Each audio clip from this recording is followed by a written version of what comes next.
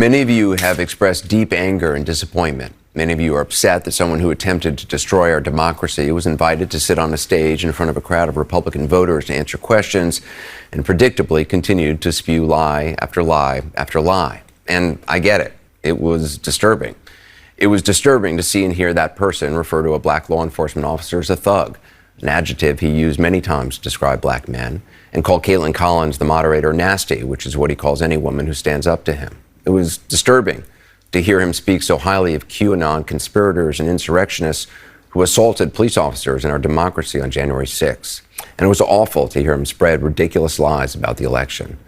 And it was certainly disturbing to hear that audience, young and old, our fellow citizens, people who love their kids and go to church, laugh and applaud his lies and his continued defamation of a woman who, according to a jury of his peers, he sexually abused and defamed.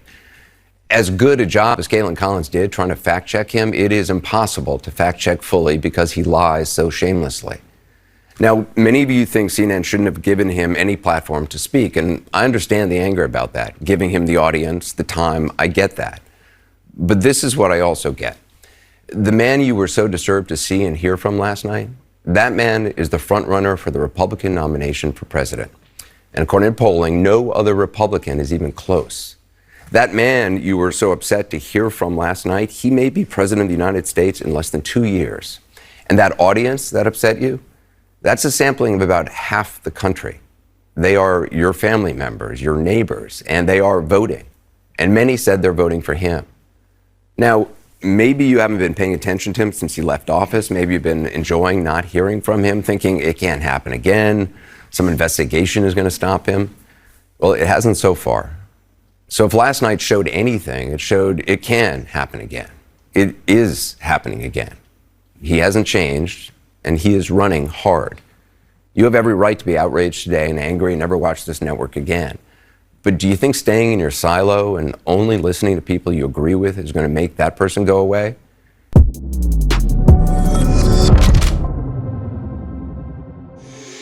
Yo, what's up, guys? It's your boy, Benny, out of the studio, but not out of the news cycle. We've been watching Donald Trump last night at the CNN town hall, or should I say the funeral of the entire network, because CNN is now officially deceased. Get ready, they're going to charge Donald Trump with murder any moment now, because there is no coming back from what happened on CNN last night. Caitlin Collins at CNN was not only outclassed, outgunned, outmanned by Donald Trump, but she was also destroyed in the argument. She came off as smarmy, as gripey, as complainy, as she interrupted, obviously, time and time again. And more importantly, and this was stated afterwards, it's such a great point, this was supposed to be a town hall, not a debate between Donald Trump and a CNN personality. I thought that was a great point. And also, obviously, the one that's going absolutely viral is the CNN focus group guy being like, why did Donald Trump want to talk about January 6th and the 2020 election? And they're like, because you asked him questions about it, which is the ultimate takeaway here. They gave Trump the biggest W, and this was a huge W for Donald Trump. I don't care if you love Trump, you hate Trump. This is a huge W. The left is losing their minds over this.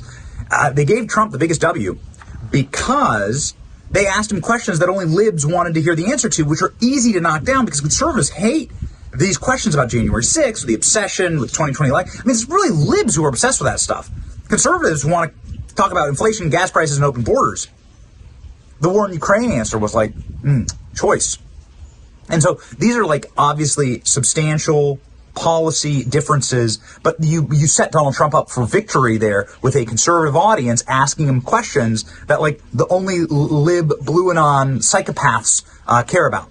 And so it's like a win-win for Trump, and it was a huge win for Trump. But if you look around the internet and if you look around the media ecosystem, you can really see how big of a win it was with the surrogates and the people who were there representing Donald Trump afterwards, how successful they did that. And so many people in Washington, D.C. could just be bought off for 30 shekels of silver. Man, so many people are just Judases. And it's really sad. That's why I got out of there. I've also worked at the Daily Caller. And I've known Caitlin Collins back when she was a right-winger and back when she would date around in the right-wing circles and when these people were like ubiquitous all around town, like the conservative think tanks and conservative parties, and then they get offered a bag of cash to change their opinions entirely and become a shill for the left. And that's exactly what Caitlin Collins has become. But it didn't work out great for her Because last night, she was just utterly and completely and totally outclassed, outmanned, outgunned by Donald Trump.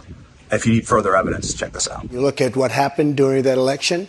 Unless you're a very stupid person, you see what happens. A lot of the people in this audience. Yes, we're going to just win. We're at a point now. We're getting so close. Let's just win it again and straighten out our country. One other question on this.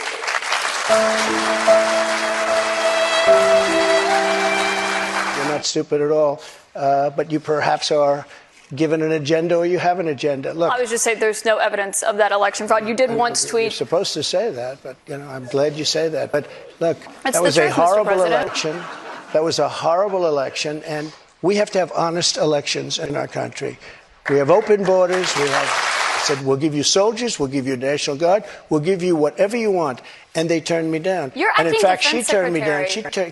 She turned me down.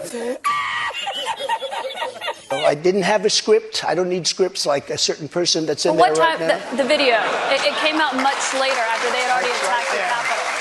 But that video that you referenced there, it wasn't posted until 4:17 p.m. No, I'll tell they you, breached the Capitol at 2 p.m. That video was posted 4:17 Yeah, p.m. actually a little bit before that. Chris Miller was your acting defense secretary. He says you never gave that order. But back to what happened on that day. You said you weren't. He did not say that. He has testified that, Mr. President. He did not say that. But you said you weren't very. Why did it take you 3 hours to tell them to go home? I don't believe it did.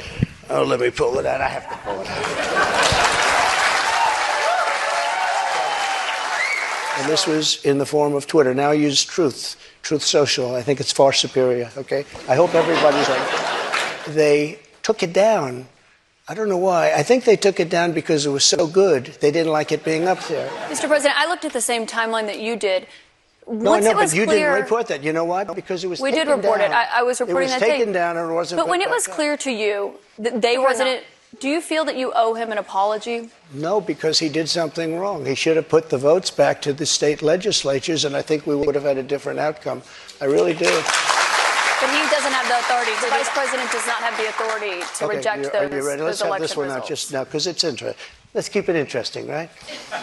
I like Mike Pence very much. He's a very fine man. He's a very nice man. Did they change the law then, saying that you can't do it? They didn't change the law. They strengthened the law because they were worried about presidents exploiting. Oh, they strengthened it, meaning you could do it. That's not what it means. Thank you. They strengthened. In Washington, D.C., you cannot get a fair trial. You cannot. Just like in New York City, you can't get a fair trial either.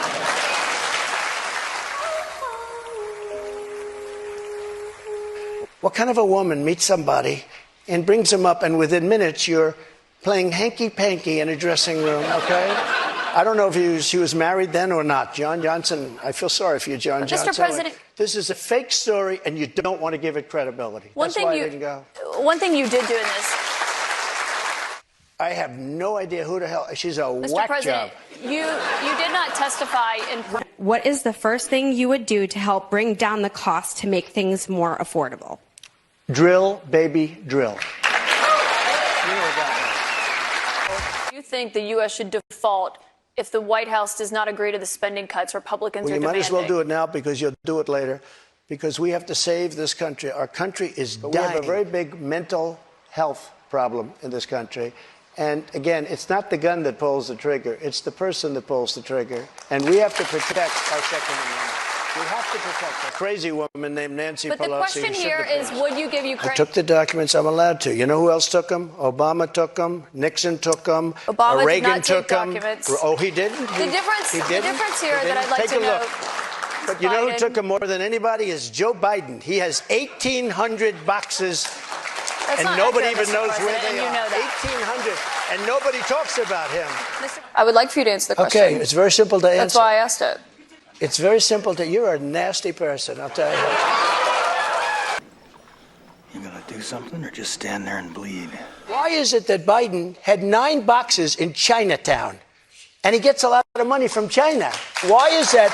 And why aren't people? Mr. President, you cannot why say aren't that. people There is bringing no that evidence up? of that, Mr. President. And when we can't make a call to question election results, then this country ought to just forget about it. You weren't just questioning the election results. I was you were questioning asking the him election. to find you votes.